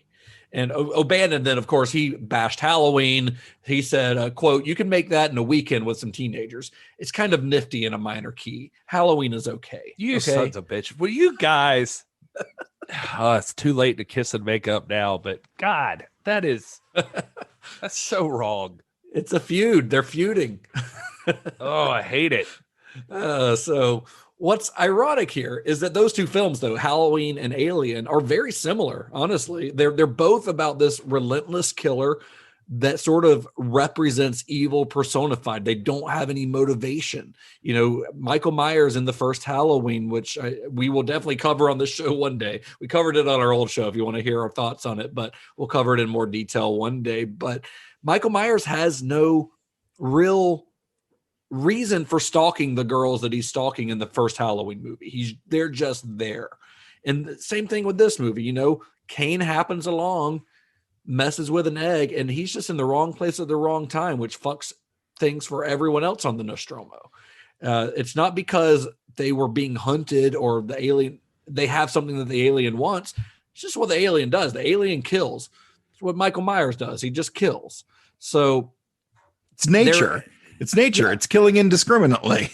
Yeah, that's just what they do. So it's kind of ironic that they were kind of feuding in the press over these two movies when in reality, the movies are very, very similar. And very, very good. Both of them. They're both really good. They're both great movies. So it's unfortunate that despite creating one of the most iconic screen monsters of all time, Dan O'Bannon never really got his due, even from Alien, the movie that he's most well associated with. He didn't really get to cash in on that, despite the fact that the movie, you know, it won an Oscar. It won an Oscar for best special effects. He didn't even go to the ceremony. Dan O'Bannon didn't go to the Oscar ceremony. It should have made his career, but instead, once again, Hollywood just kind of ignored him. You know, nobody really gave him his. They thought he was a hack, I guess. I don't know. I mean, maybe someone like Walter Hill had more sway because he had more produced screenplays. And so when he said that O'Bannon was a shit writer, people believed it and didn't want to give him any more work. So it's not like he was the next hot screenwriter in Hollywood after this, like he should have been. It's tough because he doesn't ever help himself. It doesn't seem like, but he also deserves so much more credit that he gets. And so you can see some of the things that irritate him. Yeah. So the next film with his name on the credits would come out 2 years after Alien. It's a film that reunited him with his Alien co-writer, Ron Shusett. And that film, which is what we're going to discuss next week for part 3 in this series, was 1981's Dead and Buried. It's a fun film. It's one that, you know, a lot less known than Alien, and I haven't seen it in years, but I remember enjoying it. So we'll discover if that still holds the case, if that's still the case, and you know, see if we can find some fun behind the scenes stories for you guys on that one. There's so many more things to discuss with this film. It drives me crazy that like all of the stories that like like the cat, how they got the cat to hiss. They hit a Doberman or a German Shepherd behind a wall. And so then the cat starts to come towards Harry Dean Stanton, and then they pull the wall up, and it's a German Shepherd, and the cat hisses and runs away. And just little stupid stories like that. I just think it's so much fun. And then the ideas that Scott had that he's going to later play out, and much to Justin's chagrin, play out just about what the space jockey is and what the idea was with the carrier that the eggs are on and that whole thing. And I don't know, it feels like a whole discussion for the Alien franchise that like when I was watching the OG original commentary for the film, he's talking about he always from like day one, it sounds like he thought of the aliens are a weapon and they get dropped into an area and they kind of capture whatever they integrate with whatever they're around. And so do you remember like was it the late 80s, early 90s where there were like alien toys where you could get like the gorilla alien and the tiger alien? And like it was just like the alien. I mean, even in what was it? One of the sequels had alien dogs in it, right? Was that Alien 3? Oh, maybe that's right. Yeah. It's probably all after Alien 3. I totally forgot. It's been so long since Alien 3. We're watching through them right now, the wife and I, and Alien 3 always fits right there with Highlander 2 for me as movies. I have seen once, but started like 15 times each. Like, are you watching the assembly cut? I think I'm going to watch the assembly cut. Yeah. Cause I was doing this research earlier when I was trying to find out, you know, like cause the fucking anthology thing has, you know, the OG and the special editions of each. So I'm like, well, which one's better?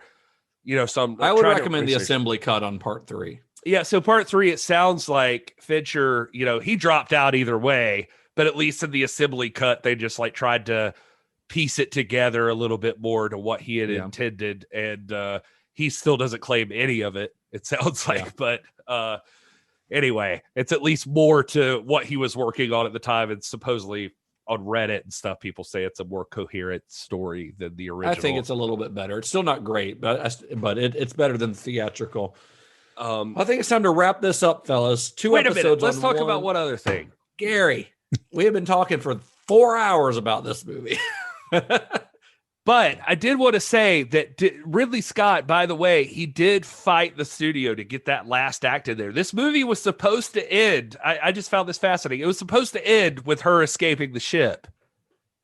And that's where it ended. And Ridley Scott never felt like that was the end. So he fought for what he called the 4th act, which was Ridley on the shuttle and the aliens still being there. Yeah. Which is a great finale, honestly. He made a good decision on that part. Yeah, I agree. And first of all, I don't know what size panties those are she's wearing, but they don't cover her ass crack. So that's point A. Point 2 is point A and point 2. Point 2 is I always wondered what was going on with the alien there, just like cupping up in that little hole. Like he's just hanging out in the air, hanging out in the he's camouflaged. He's trying to camouflage himself. He's very slow until she notices him, and he's still kind of lazy about it. Supposedly, the concept was going to be that the alien is transforming himself into an egg.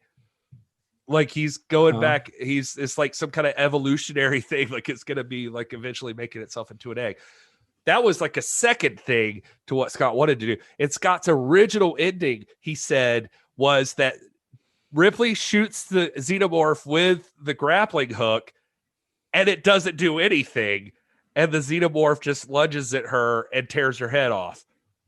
And then it goes to the comms and you see it fully integrating and it's typing on the computer.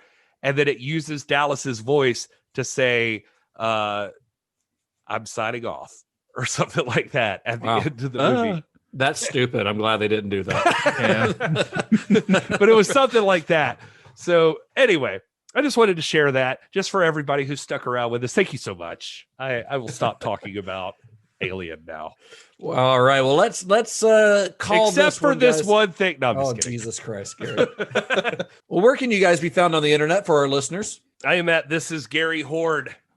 And I also have a wrestling show if you are interested. It's at TIPW Show. This is Pro Wrestling, and we're doing a similar thing to what we're doing with the movies right now, but we're doing it with wrestling. So if you've ever been interested in pro wrestling and where it comes from, what it's all about, I think we tell the story in a very fun way. And you can listen to that at TIPW Show. You can find all the links and the bios and stuff there. We just talked about a guy named the Master Marvel. It's full of impersonations by me is what that show is, because for some reason everybody leans on me to make impersonations of the people that we're talking about. So I have to find like clever ways to discuss them. So I have to discuss about this one guy like Joe Stecker, who was a champion back in the day, but he practiced his leg scissors, which was his finisher on farm animals. So yeah. So then I get to pretend to be Joe Stecker. He sounds a lot like this. And do my leg scissors. Don't get nasty now, Justin. I don't do nothing nasty with no pigs. You know why you don't do nothing nasty with no pigs, Justin? No, I don't. Because they'll squeal on you.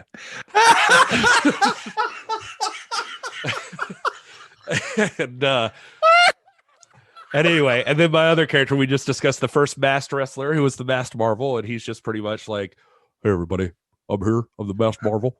Mask me anything. Anyway, all right, Todd, go ahead. I'm sorry. Anyway, I'm sorry. I'm at Mr. Todd A. Davis on all the socials. And if you like Star Trek, I have a podcast covering the entire Star Trek franchise in chronological order. It's called Computer Resume Podcast, and you can find that on Apple and Spotify and Google and on social media at Computer Resume. Yeah. I'm at Justin _Bishop. I'm on Twitter, Facebook, or no, I am on Facebook, but don't send me a friend request. I'm on Twitter, Instagram, and I don't want people. He's all set. He's all set with friends, folks. I'm good. I have He doesn't more want than I any need. more. I mean, But you I'll can- accept your friend you can- request. I just probably won't see it for like 4 weeks. But But I am on Twitter and Instagram and Letterboxd. You can friend request me on all those places, and you can find the podcast at cinema_shock on Twitter, Instagram. We are also on Facebook, and we do encourage you to like us there. And you can also rate, review, share this with your friends, especially if they like Alien, apparently, because we can't stop talking about it. And until next week.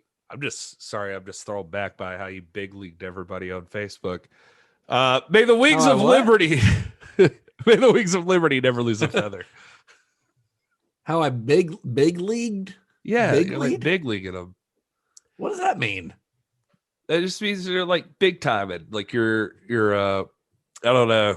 You know where I got the term from? If you really want to know, it's because apparently before this overly PC culture. No, this sounds like I'm like trying to be anti-woke, but supposedly this was a thing in wrestling back in the day, like Randy Orton.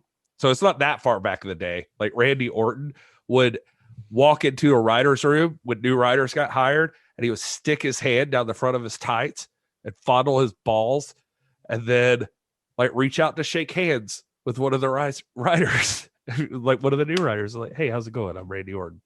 And if they didn't shake his hand, he's like, "What are you, like big leaguing me? You think you're too good to talk to Randy Orton?"